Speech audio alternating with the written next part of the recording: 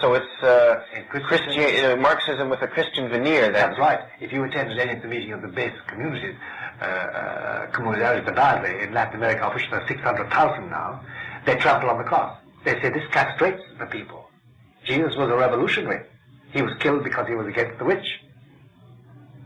And they use all the words about Jesus, leading them, I am the way, the truth, and the life, take up the cross of war.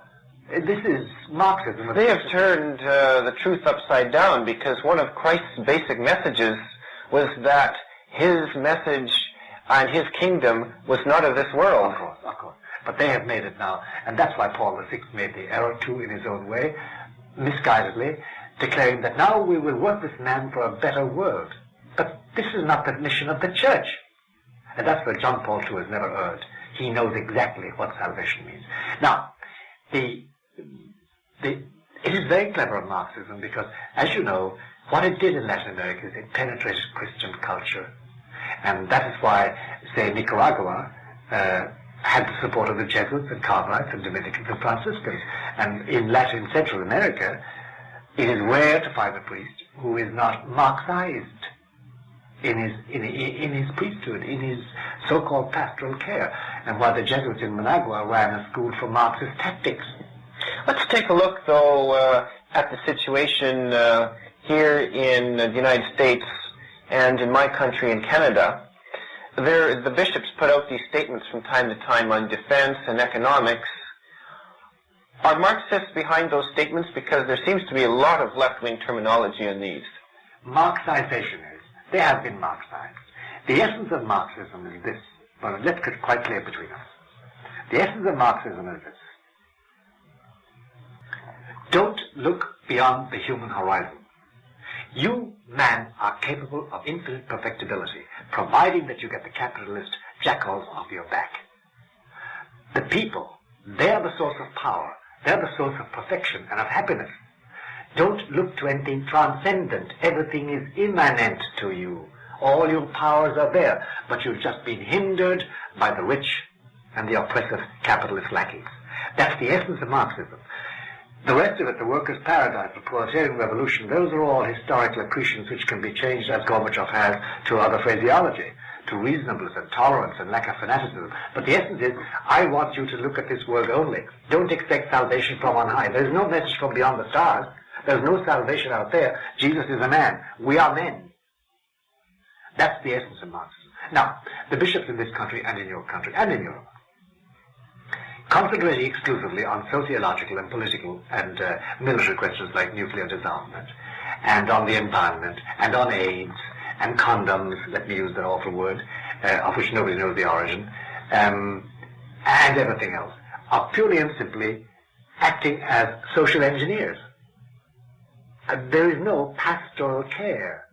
There is, for instance, I read with horror the pastoral letter of Cardinal Mahoney of Los Angeles on the Blessed Eucharist. I assure you, it could be read by the Dalai Lama and accepted. It is totally and simply a sociological document.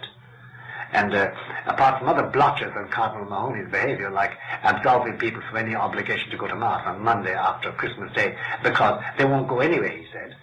Some of us felt like writing to him and saying, listen, we want to commit adultery tomorrow. Would you please absolve us because we're going to do it anyway? This is not Catholicity. This is an imminent, this world attitude to make do with the social conditions that there are. Women want to be priests? Why not? They have their rights. I want to be a homosexual? Why not? It's your right. It's another lifestyle because it's all immanent. You can make it happen. This is the essence of Marxism. We have been penetrated. Could it be then that the common thread that what has happened since the Second Vatican Council is that the Church has been secularized, that humanism has replaced Catholicity? It has, but the key to that is just one person, one intelligence, Satan, Lucifer. He has successfully sold a bill of goods to the majority of Catholic bishops, namely that their job now is to align the Catholic people with the movement of peoples towards human perfection in a very interdependent society of nations. That is what they've been sold. And they will not do anything that violates that. And that's why you can safely describe our bench of bishops in this country, there are about 300 of them, as the religious arm of the left wing of the Democratic Party. It toes the line, right down the line. And it seems that they're spineless, like on the issue of abortion and various other liberalizations that have occurred since the 1960s on divorce or what have you. They have been totally spineless in opposing those movements. Totally. And the compromises they made were terribly embarrassing. Now, because, for instance, when Governor Cuomo of this state, New York, came out in favor of abortion funding, and he procures abortions by financing them, there was no condemnation. He's a public figure. Now, from the very beginning, you should have made it clear.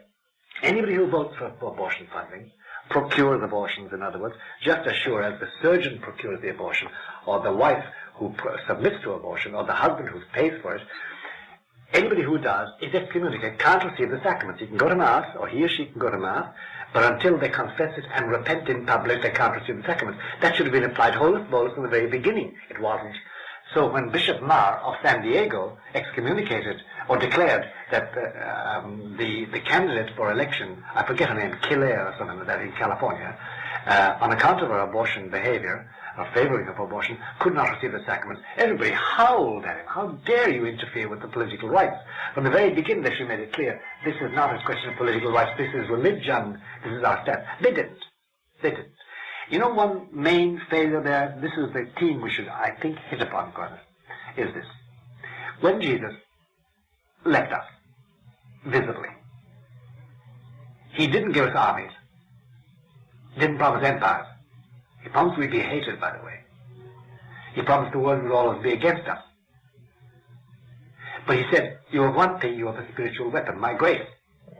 The one thing the bishops have not used is their spiritual weapon, the grace at their disposal. Let me give you an example. Recently here, in the last 4 weeks, St. Patrick's Cathedral was desecrated by the homosexual organizations.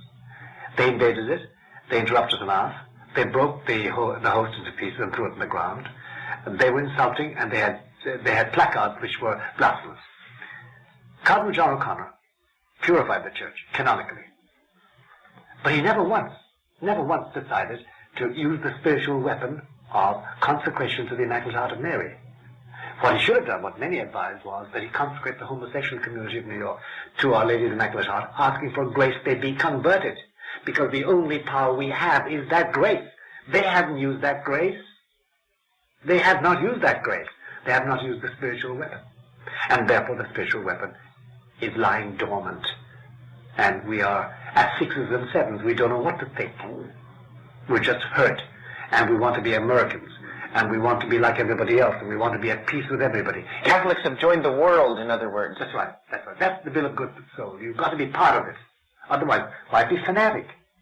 You're not American, you're not Canadian, you're not good citizens. You've got to be part of it. That's the bill of goods that's been sold by one archangelic intelligence. Now, when Lucia was speaking with Our Lady in one of her visions, there was a very poignant moment when Our Lady said to her, look, my child, don't be surprised if at a certain moment a certain diabolical disorientation affects the best of minds, a disequilibrium, so that they no longer judge according to the voice of my son and of Peter. And you know, when you regard the way the bishops have acted, and the way priests act, and the way theologians act, and the way the best sometimes make awful errors, talking out of two sides of their mouth, you realize that there is a disorientation. They no longer know what it is to be Catholic. They no longer know, they no longer have the Catholic instinct. And why it's safe to say that we no longer have a Catholic people. What we have is this, we have one-on-one groups who are still Catholic. And amongst my associates in the United States and abroad, the first question we ask about anybody who looms up on the horizon for the first time with an appointment or a book or whatever, we say, is he Catholic?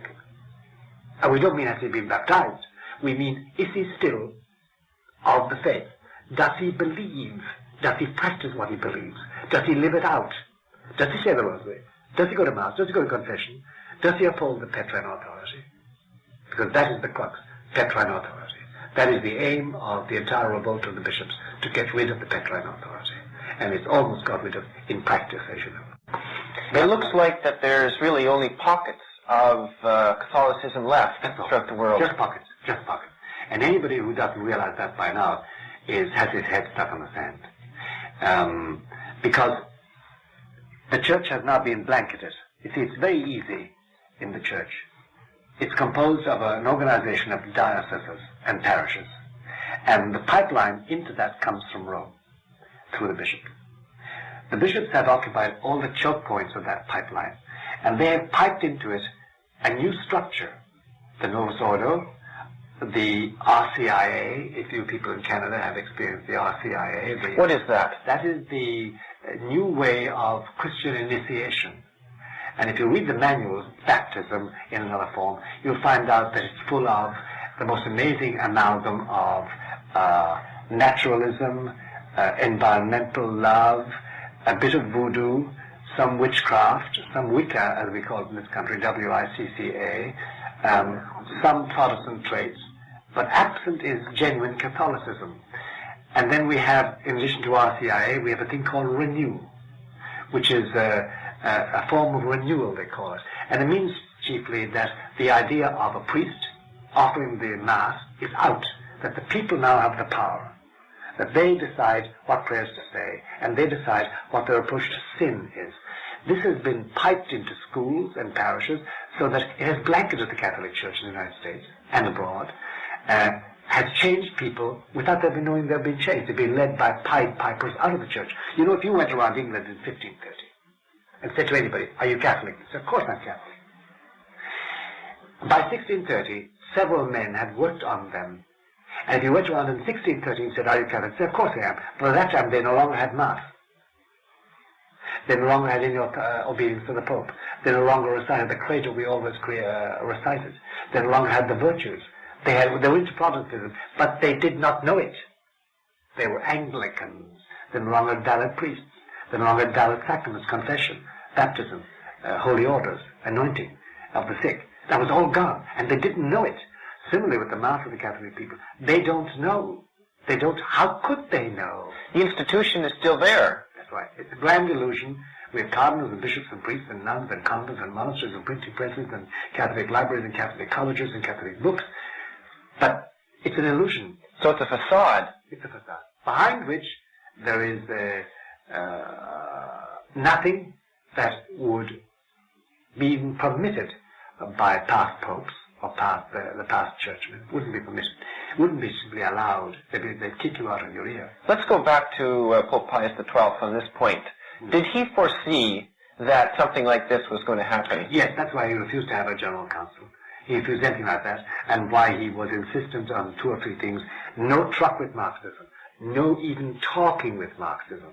Utter separation and waiting and blocking them. And why he tried to set up an underground church in Russia itself. And he had 5 bishops and 7 apostolic administrators in Stalin's Russia until they were betrayed. A man came down once, said he was a Russian Orthodox, entered a Roman seminary, was trained, was ordained, and went back to Russia. He was a Russian spy, with all the names. And overnight, everything disappeared. They were all taken and killed. That liquidated Pius XII's attempt to have an underground in the Soviet Union. But that was one point he stressed, Marxism. Another point he stressed was Our Lady. He stressed this devotion of Lady. It finally became a sort of a joke amongst the bishops who were already losing their faith, that you couldn't get near him unless you were saying the Rosary. But by that time, the work of the devil had started, and devotion was diminishing.